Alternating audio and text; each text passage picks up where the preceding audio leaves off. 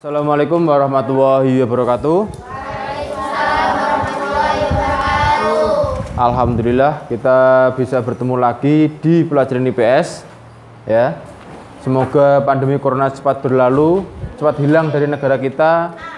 Tetap jaga kesehatan kalian dengan selalu berolahraga ya, makan yang teratur dan minum air putih yang banyak ya.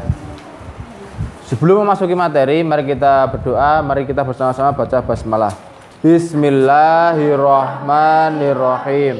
Tolong buka modul kalian halaman 41 ya. Buka modul kalian halaman 41. Dilihat dan didengarkan, dipahami juga. Integrasi dalam kehidupan sosial. Ya, integrasi dalam kehidupan sosial. Yang dinamakan integrasi adalah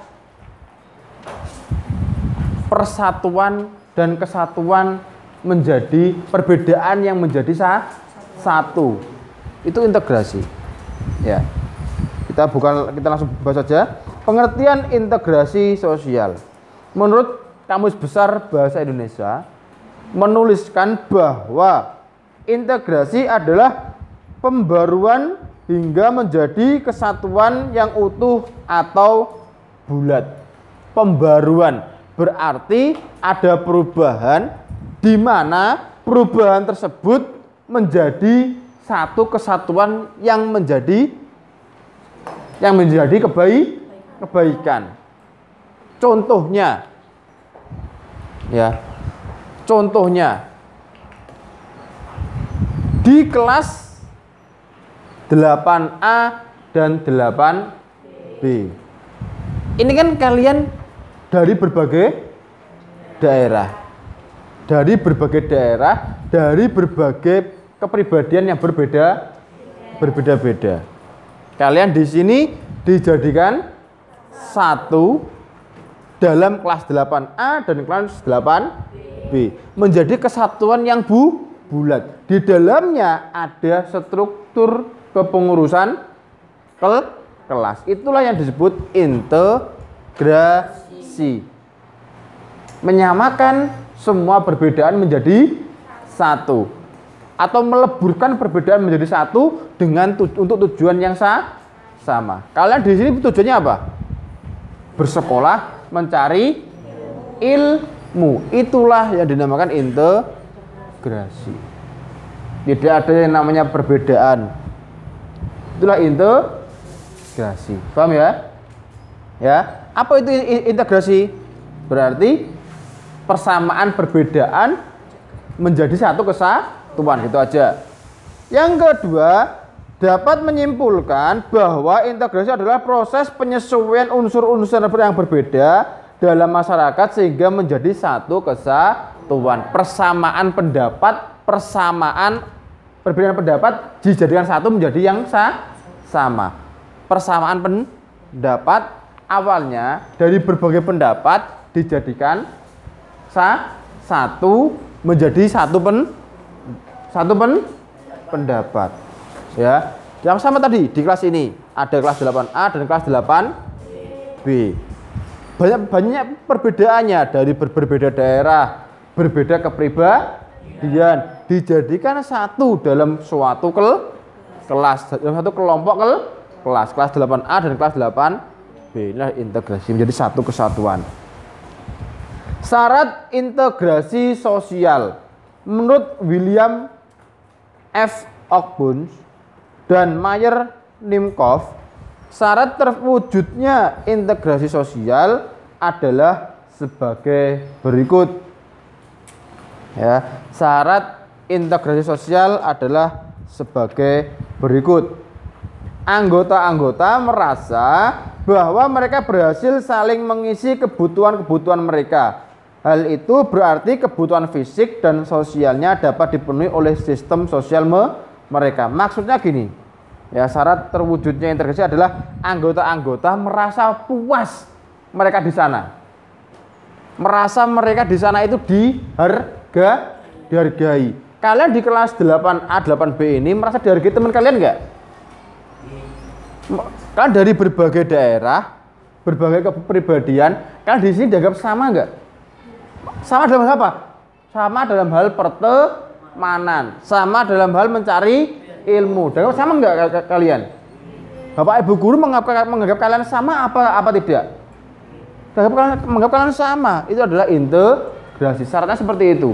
Semua perbedaan dianggap sama. Karena apa? Memiliki tujuan yang sama.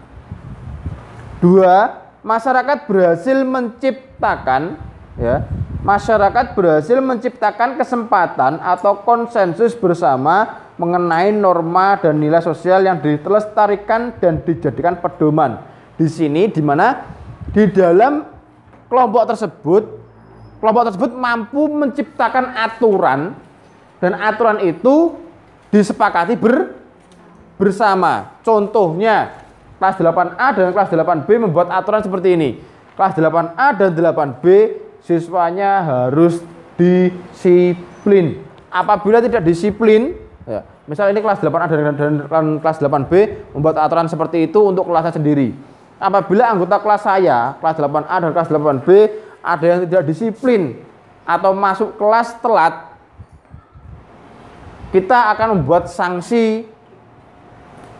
Yang telat itu mentraktir semua anggota kelas. Misal seperti itu. Dan aturan itu disepakati oleh anggota kelas. Itulah yang disebut syarat terjadinya integrasi. Membuat aturan atau norma dan disepakati bersama. Apabila melanggar bagaimana? Tadi sanksinya. Misal contoh tadi, sanksinya apa? Mentraktir semua anggota kelas. Sanksinya itu. Sanksi berarti berupa nilainya seperti itu. Aturannya tidak boleh telat. Sanksinya apa? Semua anggota kelas, kalau ada yang telat satu, semua anggota kelas traktir. Traktiran itu berarti sebuah nilai. Traktiran berarti sebuah nilai. Contoh lagi. Ya, norma. Aturan di MTS Ulumiyah, anak putri tidak boleh berkomunikasi dengan anak putra, laki-laki. Delalah diroh, contoh ini, ketahuan berkomunikasi dengan anak putra. Akhirnya, ada aturan tadi tidak boleh berkomunikasi dengan anak putra atau anak laki-laki. Diroh adalah kewenangan interaksi dengan anak putra. Contoh seperti itu. Akhirnya diroh dapat sanksi. Sanksinya berupa apa? Ya, disuruh untuk menulis istighfar 5.000 kali. Misalnya contoh seperti itu. Berarti normanya adalah tidak boleh komunikasi dengan anak putra atau laki-laki. Nilainya diroh kena sanksi. Sanksinya berupa apa? Istighfar 5.000 kali, seperti itu. Paham ya? Nilai dan norma. Norma-norma dan nilai sosial itu berlaku cukup lama, tidak mudah berubah dan dijalankan secara konsisten oleh seluruh anggota masyarakat. Dan norma yang dibuat oleh anggota tersebut dilakukan secara konsisten, dilakukan dengan sungguh-sungguh.